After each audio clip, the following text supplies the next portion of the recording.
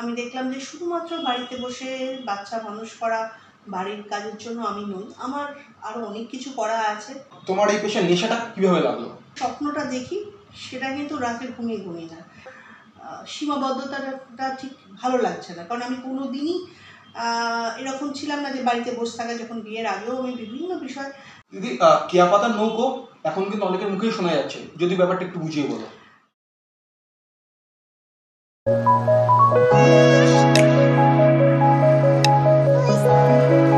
নমস্কার, সকলে খুব ভালো আছো? সাথে কে আছে নিশ্চয়ই দেখতে পেরেছো। আর তিনি কেয়া শেঠ। উনার প্রথম পরিচয় একজন বিউটিশিয়ান, কিন্তু পরবর্তীকালে উনি একজন অ্যারোমাথেরাপিস্ট এবং বর্তমানে উনি কেয়া শেঠ এক্সক্লুসিভের কর্ণধার। কেয়াদি, তোমাকে আনকাট আনলক পেজে অনেক অনেক স্বাগত। তো কেয়াদি, তাহলে আজকে আড্ডাটা শুরু করা যাক। অবশ্যই। তোমার প্রথমে তো তুমি একজন সুইমার ছিলে আর একজন পেইন্টার ছিলে, তো সেই ক্ষেত্রে এই কসমেটিক্সের জগতে তোমার প্রবেশ কীভাবে? সুইমার বা পেইন্টার যেটা ছিলাম আগে, আমি যেমন সুইমিং করেছি বা সেটা বিয়ের আগে। তো কী হয়, বাঙালিদের বিয়ের পর সুইমিংটা একটা বয়সের পর, এমনি সুইমিংটা বয়স থাকে না, তারপর বিয়ের পর তো সেটা সম্ভবই নয়, সেটা আমার ক্ষেত্রেও ছিল না। পেন্টিংটা বিয়ের পরও চালিয়েছিলাম কিছুদিন, কিন্তু তারপর আর সেটা সেভাবে ছেলেমেয়ে হয়ে গেছে, তো সেভাবে আর সময় পাওয়া যেত না। তোমার তো আর্লি এজেই বিয়ে হয়ে গেছিল। আচ্ছা, তারপর যখন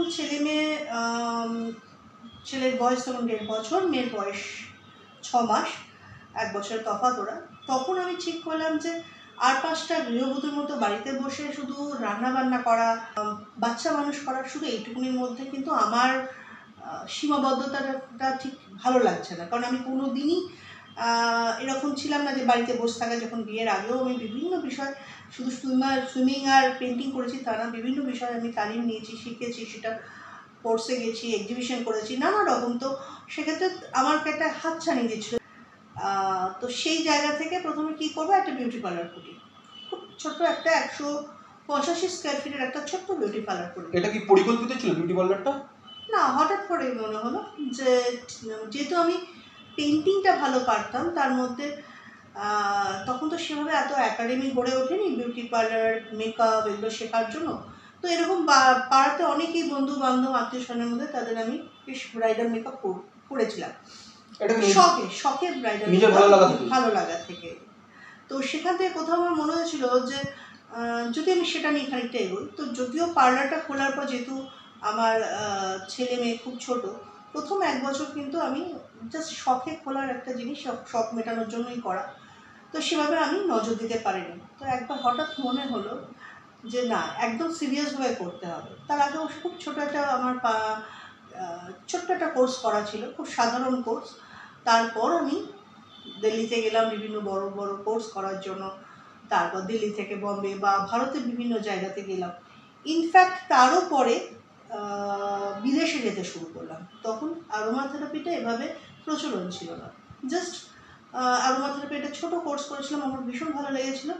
যেহেতু আমাদের দেশে শেখার বা কোনো উপায় ছিল না, আমি তখন বিভিন্ন দেশে গিয়ে সেটা শিখি, জানি, এবং সেটা পরবর্তী ক্ষেত্রে এখানে এসে কাজ করতে শুরু করি। এই কাজ করার সঙ্গে সঙ্গে কিছু প্রোডাক্ট বানাই। আমার যারা আমাদের পার্লারে আসতো, তাদের বিভিন্ন সমস্যার জন্য আমার সঙ্গে আলোচনা করতো, কিন্তু সেই সমস্যাগুলো আজকালকার দিনের মধ্যে এত অ্যাডভান্স কিছু টেকনোলজি ছিল না, এত অ্যাডভান্স কোনো ট্রিটমেন্ট ছিল না। তো তখন আমি তাদের ওপর অ্যারোমাথেরাপি প্রথম শুরু করি, এবং সেটা তারা রেজাল্ট পাচ্ছে, তারা আরও 2জনকে নিয়ে আসছে, তারা রেজাল্ট পাচ্ছে, তারা আরও 10জনকে নিয়ে আসছে। এই করতে করতে একটা মৌখিক প্রচারও শুরু হয়ে গেল। তারপর সেখান থেকে বিভিন্ন দোকানদাররা তারা চাইছিল যাতে প্রোডাক্ট হিসাবে বেরোবে, ডিস্ট্রিবিউটারও আসতে শুরু করলো। ইনফ্যাক্ট লোকেরা চাইছিল যে প্রত্যেকবার আমি প্রোডাক্টটা নেবার জন্য ভীষণ দূর দূর থেকে লোকেরা আসতো।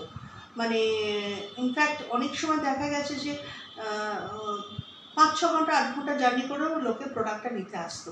তো সেটা কি ওয়েস্ট বেঙ্গলের মধ্যেই সীমাবদ্ধ ছিল? ওয়েস্ট বেঙ্গলের মধ্যে সীমাবদ্ধ ছিল, কিছু ক্ষেত্রে কিন্তু বাংলাদেশ থেকেও লোক আসতো। ইনফ্যাক্ট অন্য রাজ্য থেকে সামান্যতম লোকও আসতো, কম সংখ্যক হলেও তারা আসতো। তো অ্যাব্রডের সূচনাটা সেই সময় থেকেই শুরু হয়ে গেছিল। হ্যাঁ, তো তখন আমি ঠিক করলাম যে আমার প্রোডাক্টগুলো এবার ড্রাগ লাইসেন্স নিয়ে প্রপার ওয়েতে প্রোডাক্ট আকারে বেরোবে। এই ড্রাগ লাইসেন্স নিতে গিয়ে যেরকম 2 বছর আমার সময় নষ্ট হয়েছিল, কারণ 2 বছর আমাদের দেশে এভাবেই লাইসেন্সগুলো আগেকার দিনে এরমই হতো। তো যাই হোক, সেগুলো অনেক পরের মানে অনেক বড় ঘটনা যে কীভাবে লাইসেন্সটা হলো, আলটিমেট গিয়ে লাইসেন্স বেরোলো। প্রথম আমরা যখন শুরু করি মাত্র 6টা প্রোডাক্ট দিয়ে শুরু করি। আজকে আমার প্রোডাক্টের সংখ্যা প্রায় 300 ছুঁই। তো এই জার্নিতে কটা দিন এভাবেই কেটে গেল। তোমার এই পেশা নেশাটা কীভাবে লাগলো, বা নেশাকে পেশা কীভাবে মানে কখন বুঝলে যে নেশাকে পেশা করা যায়? অ্যাকচুয়ালি যেটা আমার ভালো লাগে সেটাই আমার নেশা, সেটাই পরবর্তী ক্ষেত্রে পেশা হয়েছে। তবে হ্যাঁ, বিউটি পার্লারে তো সেভাবে কোনো নেশা বা পেশা, ওটা একটা ধারাবাহিকভাবে চলে এসেছে। আচ্ছা, সেই বিউটি পার্লারটার প্রথম নাম কি প্রিয়দর্শিনী ছিল? প্রিয়দর্শিনী, হ্যাঁ।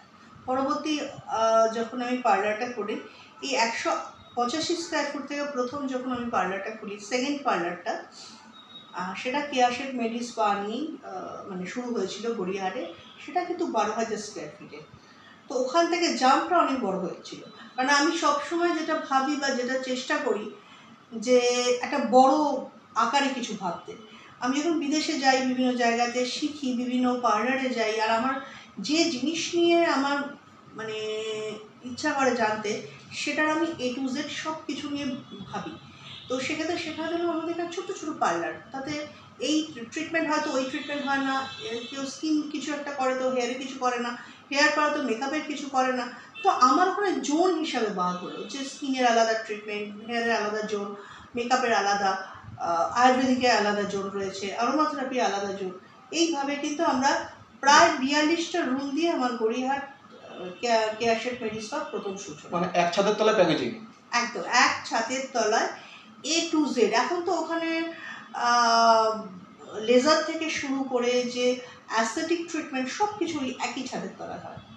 আর তুমি যে প্রথমে বিদেশে গেলে, তো বিদেশে তুমি যে স্কিলগুলো শিখলে, তো এই স্কিলগুলো কি আমাদের এখানে তো প্রচলন ছিলই না, তারপর তোমার কি মনে একটু সংশয় হয়নি যে এরকম স্কিলগুলো শিখলাম, এবার যদি অ্যাপ্লাই করতে গিয়ে কোনো সমস্যার সম্মুখীন হই, বা এখানকার মানে লোকেরা সেটা কিভাবে নেবে, কেননা তারা তো এই সম্বন্ধে সেরকমভাবে অবগত ছিলই না। সেই সময় অবশ্য আমাকে অ্যারোমাথেরাপি কি, মেডি স্পা কি, সেটা কিন্তু জানাতে বেশ অসুবিধা ছিল। কিন্তু কোনো জিনিস নতুনত্ব জিনিস, সেটা যদি ভালো হয় তখন সব জায়গায় সব মানুষই সেটা নিতে আগ্রহ। আমি যখন প্রথম স্পা করি, আমার মনে আছে প্রচুর মানুষ দূর থেকে দেখতে আসতেন, না তারা বলতেন যে কেয়াশেডের পা কোথায়, কেয়াশেডের পাতে যাও। তখন স্পা কথাটাও অনেকেই জানতেন না বা বলতেন পারতেন না। এখন যেমন একটা পাড়াতেই হয়তো 4টে স্পা হয়ে গেছে। কোনো সময় বলা যেতে পারে আমার হাত ধরেই কিন্তু পশ্চিমবাংলার বুকে স্পাটা আসা। তো যে তুমি যে বলে একটা বড় জাম্পের জন্য তো একটা মানে একটা নিঃসন্দেহে একটা ঝুঁকি, তো সেই সাহসটা তুমি কীভাবে পেলে যে তুমি আগামী মানে এই সাহসের জন্য কিন্তু তুমি আজকের দিনে দাঁড়িয়ে অনেকের কাছে কিন্তু অনুপ্রেরণা, সেই সাহসটা তুমি কীভাবে পেলে? সাহসটা কী করে পেলাম সেটা আমার জানা নেই, তবে আমি যে স্বপ্নটা দেখি সেটা কিন্তু রাতে ঘুমিয়ে না, সেটা দিনের বেলা পরিষ্কার চোখে চোখ মেলে স্বপ্ন দেখি, আর সেই স্বপ্নটাই আমাকে সারা রাত জাগিয়ে রাখতে বাধ্য করে, যেটা ঘুমোতে দেয় না। আর সেই স্বপ্নটার থেকেই আমি বড় বড় স্বপ্নের পেছনে মানে শুধু দৌড়ে বেড়াই না, সেটাকে কীভাবে সাকার করবো সেটার জন্যই বলতে পারো এই বড় বড় জাম্পগুলো দেওয়া। আর সেটারই জ্বলন্ত উদাহরণ কেয়াশেড এক্সক্লুসিভস।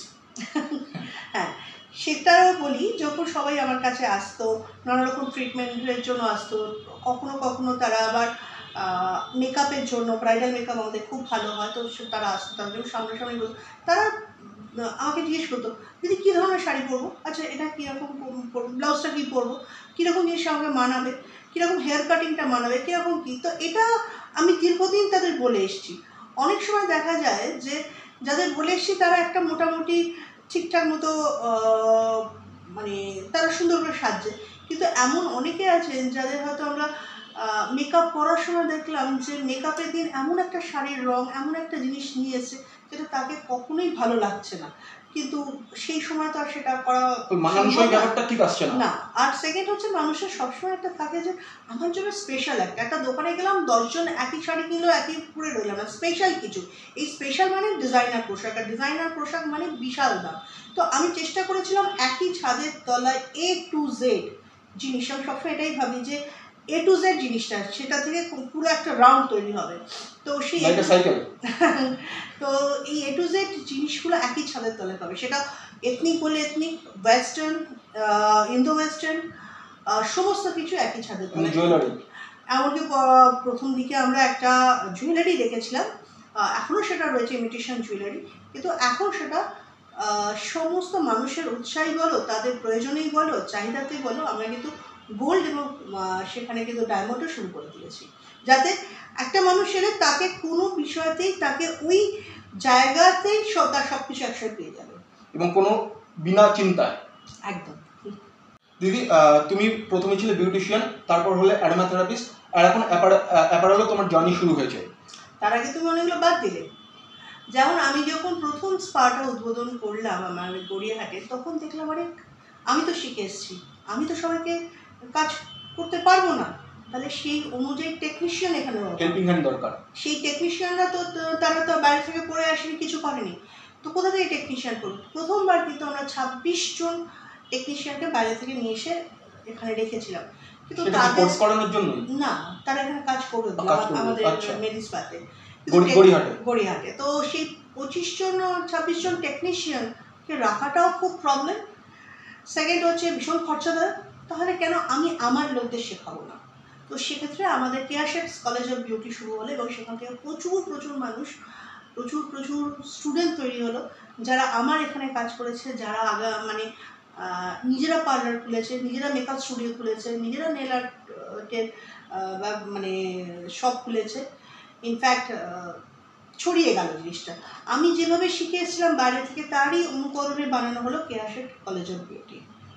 সেটাও কিন্তু এখন দুটো জায়গা রয়েছে। এখন প্রথমে যদিও বালিগঞ্জ ফাঁড়িতে করি, কিন্তু মানে জায়গার অভাবে, যদিও ওটা অনেক বড় জায়গা ছিল, আমরা আরও বড় এখনকার দিনে, কারণ এখন অনেক কিছু ঢুকে গেছে, বিউটির মধ্যে অনেক কিছু ঢুকে গেছে, তো আরও বেশি ফ্যাসিলিটি দেওয়ার জন্য, আরও অনেক কিছু জিনিস শেখানোর জন্য আমরা সেটাকে কালীঘাটে নিয়ে যাই, এবং একটা বারাসাতে।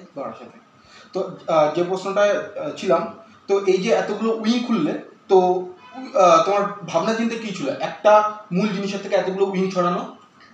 আমি কিন্তু আমার যে কাজটা, যে মানুষকে সুন্দর করা, তার থেকে কিন্তু বেরোয়নি। দেখো, আমি প্রোডাক্ট বার করেছি, পার্লার করেছি, সেখান থেকে ব্রাইডাল স্টুডিও করেছি, একাধিক ব্রাইডাল স্টুডিও, সেখান থেকে ট্রাইকোলজি এবং অ্যাসথেটিক সমস্ত কিছু করার পর দেখা গেলো একটা মানুষের মাথায় একটাও চুল নেই, সেটা তো কোনো ট্রিটমেন্ট আমি জানতে পারবো না।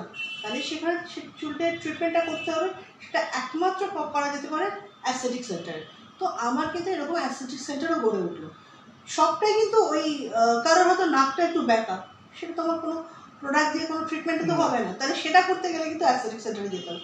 সেক্ষেত্রে অ্যাসথেটিক সেন্টার আসে, এবং আলটিমেট গিয়ে পরবর্তী ক্ষেত্রে আমাদের কেয়ারশেট এক্সক্লুসিভ মল শুরু হয়। তো শেখার তো কোনো শেষ নেই, তুমি এখন নিরন্তর শিখে চলেছ। তো কিন্তু প্রথমে যখন ছিল আর এখন হয়তো ধরনটা বদলেছে, এই বদলানোর ধরনগুলো কী কী? মানুষের অনেক কিছু এখন শিখেছে। আগে যেমন মানুষদের যে কেউ যা কিছু বলতো সেটা তারা নিঃসন্দেহ তারা বিশ্বাস করতো, জানতো, কম জানতো, কিন্তু এখন গুগলের যুগে সবাই সব কিছু জানে। তো এখন ভীষণ অথেন্টিক কাজ হচ্ছে, ভালো কাজ হচ্ছে, সুন্দর কাজ হচ্ছে, এটাই বলতে পারে। গুগলের যুগে কোনো ফাঁকি দেওয়ার কোনো ব্যাপার নেই না, আর সবাই মোটামুটি জানে কে ভালো কাজ করছে, কারণ ট্রিটমেন্টটা ভালো হতে পারে, এই ট্রিটমেন্টটা করলে পার্টিকুলার তার লাভ কী হবে, এই ট্রিটমেন্টটা করলে আদৌ তার ক্ষতি হবে কিনা, সে কিন্তু সমস্ত কিছু জেনে আমাদের কাছে আসে। এটা একটা কিন্তু ভালো দিক।